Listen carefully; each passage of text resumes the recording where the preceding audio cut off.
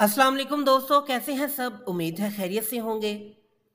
तो दोस्तों, आज हम एक ऐसी तारीखी गुत्थी सुलझाने जा रहे हैं जिसने सदियों से मौरखीन और मुहक्किकीन को हैरान कर रखा है। बलोच एक बहादुर, जंगजू और आज़ाद कौम। लेकिन सवाल यह है कि बलोच असल में कहाँ से आए। क्या वो अरब के रेगजारों से निकलकर इस खिते में आए थे, या वो ईरान की पहाड़ी वादियों के पुराने बासी थे।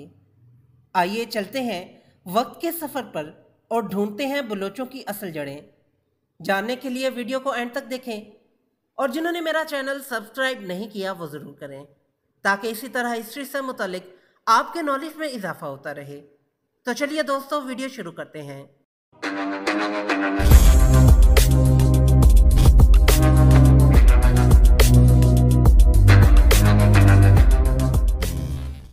बलोच कौन है? यह सवाल जितना सादा लगता है इतना ही पेचीदा है।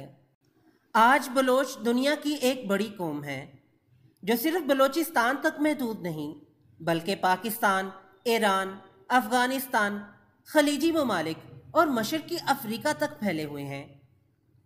बलोच अपनी शनाख्त के लिए 3 बुनियादी सतून रखते हैं। नंबर 1, ज़ुबान बलोची। यह ज़ुबान ईरानी ज़बानों के ख़ानदान से ताल्लुक़ रखती है, और अगर आप इसको गौर से सुने तो इसमें फ़ारसी, कर्दी और पश्तो जैसी ज़ुबानों की झलकियाँ मिलती हैं। दिलचस्प बात यह है कि अरबी के साथ इसका बराह रास्त ताल्लुक़ बहुत कम है। नंबर 2, सकाफ़त और रवायात। बलोच अपनी सकाफ़त में आज़ादी, बहादुरी, मेहमान नवाजी और गैरत को सबसे ज़्यादा अहमियत देते हैं। सदियों से ये खसूसियात इनके लोकगीतों, शायरी और दास्तानों में सुनाई देती हैं। नंबर 3, तारीख़ी किरदार। बलोच हमेशा एक आज़ाद मुनश कौम के तौर पर पहचाने गए, चाहे वो ईरानी सल्तनत हो, अरब हुक्मरान हो या मुग़ल बादशाहत। बलोच ज़्यादातर अपनी पहाड़ी और सहराई ज़मीनों में नीम खुद मुख्तार रहे। यूँ कहा जा सकता है कि बलोच सिर्फ एक कौम नहीं, बल्कि एक तारीख और एक तर्ज ज़िंदगी का नाम है। अब आते हैं इस नज़रिए की तरफ जो सबसे ज़्यादा मशहूर है कि बलोच अरब से आए। बहुत से बलोच कबाइल अपनी नस्ल को अरब कबीलों तक ले जाते हैं। मिसाल के तौर पर कुछ बलोच अपने आप को बनी काब और बनी हलाल से मंसूब करते हैं। इन रवायात के मुताबिक जब इस्लाम का आगाज़ हुआ और अरब लश्कर ईरान और मिक्रान की तरफ बढ़े, तो इन्हीं के साथ कुछ कबाइल यहाँ आकर आबाद हुए। अरब मौरखीन और इस्लामी फतूहात की कुतुब में भी बलोच या बलूस जैसे नामों का जिक्र मिलता है। यह जिक्र ज़्यादातर मिक्रान और किरमान के इलाकों में आता है। इससे ये अंदाज़ा लगाया जाता है कि अरब फतूहात के दौर में बलोचों का इन खितों से करीबी ताल्लुक़ रहा। कुछ माहिरीन का कहना है कि अरब से निस्बत जोड़ने की एक बड़ी वजह नस्ली फ़ख्र था, यानी इस्लाम के इब्तदाई दौर में अरब कबाइल को बहुत इज़्ज़त दी जाती थी, इसलिए मुकामी कबाइल भी अपनी जड़ें अरबों से मिलाने लगे ताकि इनकी शनाख्त ज़्यादा मोतबर लगे। लेकिन यहाँ एक तज़ाद है। अगर बलोच वाकई अरब थे तो इनकी ज़ुबान अरबी से क्यों बिल्कुल मुख्तलिफ है? इनके लोक किस्से, रस्म व रवाज और कबायली ढांचे ज़्यादातर ईरानी और वस्त एशियाई असरात लिए हुए हैं। ये सवालात अरबी नस्ल के नज़रिए को कमज़ोर करते हैं।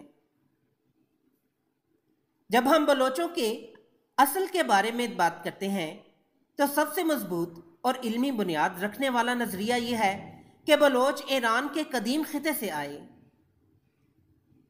बलोची ज़ुबान को लिसानियात के माहिरीन ने हमेशा ईरानी ज़बानों के ख़ानदान में शुमार किया है। इसका करीबी ताल्लुक़ पहलवी, कर्दी और पश्तो ज़ुबानों से दिखाई देता है।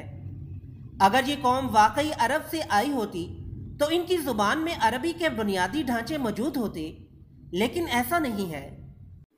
कुछ मुहक्किकीन के मुताबिक बलोचों का जिक्र ईरान के पुराने तारीख़ी मतून में बलोचिक, یا बलूस के नाम से मिलता है। यहाँ इन्हें एक नीम सहराई पहाड़ी कौम के तौर पर बयान किया गया है, जो ज़्यादातर खरासान, सीस्तान और किरमान के इलाकों में आबाद थे। बरतानवी और ईरानी मौरखीन की एक बड़ी तादाद इस बात पर मुत्तफिक है कि बलोच इब्तदा में मशरकी ईरान के पहाड़ी इलाकों में रहते थे। बाद में मुख्तलिफ वजूहात की बिना पर वह मगरिब से मशरक की तरफ हिजरत करते गए और आखिरकार मौजूदा बलोचिस्तान तक पहुंच गए।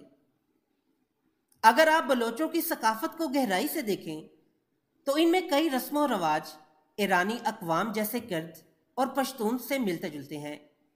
मिसाल के तौर पर कबायली जिरगा, खूनी दुश्मनी और मेहमान नवाजी की रवायात, ये सब ईरानी और वस्त एशियाई खतों में भी पाई जाती है। यूं कहा जा सकता है कि ईरानी खिते से ताल्लुक़ का नज़रिया महज एक क़ियास नहीं बल्कि लिसानी, तारीख़ी और सकाफ़ती दलाइल से मजबूत होता है। अब आते हैं बलोचों की हिजरत की असल दास्तान पर, जो सदियों पर फैली हुई है। मुहक्किकीन के मुताबिक बलोच सबसे पहले खरासान और सिस्तान के इलाकों में आबाद हुए, लेकिन वहां बार बार हमले, खुश्क साली और चरागाहों की कमी ने इन्हें अपनी ज़मीनें छोड़ने पर मजबूर किया। यूं वो सिस्तान से निकलकर किरमान और मिकरान की तरफ बढ़ने लगे। बलोच हमेशा अपनी आज़ादी को मुकद्दम समझते थे।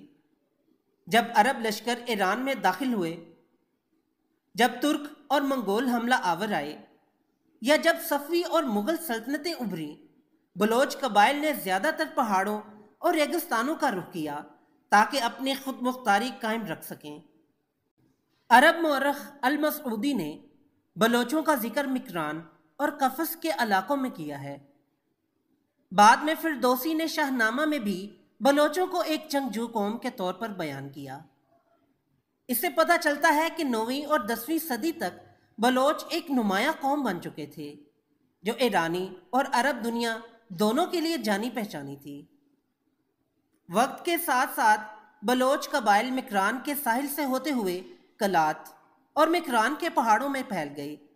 कुछ कबीले सिंध, पंजाब और खरासान तक भी जा पहुंचे। इसीलिए आज हम बलोचों को ईरान, अफगानिस्तान और पाकिस्तान के मुख्तलिफ हिस्सों में देखते हैं। यह हिजरत एक दिन में नहीं थी। सदियों पर फैला यह सफ़र बताता है कि बलोच हमेशा अपनी बका और आज़ादी के लिए हरकत में रहे। इन्होंने अपनी ज़मीनें बदली हों, लेकिन अपनी ज़ुबान, अपनी गैरत और अपनी कबायली शनाख्त कभी नहीं छोड़ी। तो आखिर बलोच कहाँ से आए?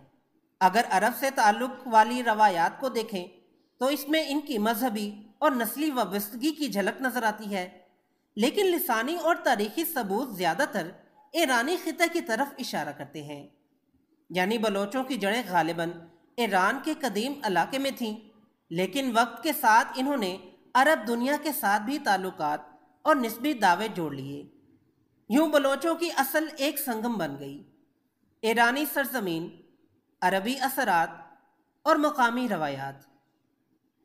तो दोस्तों, बलोचों की कहानी सिर्फ हिजरत की कहानी नहीं, बल्कि ये एक कौम के वजूद की दास्तान है। ईरान की वादियों से लेकर मिकरान के साहलों तक बलोचों ने अपनी शनाख्त, ज़ुबान और आज़ादी को कायम रखा, और शायद यही इनकी सबसे बड़ी ताकत है। तो आपके ख्याल में बलोच असल में कहाँ से आए, अरब से या ईरान से?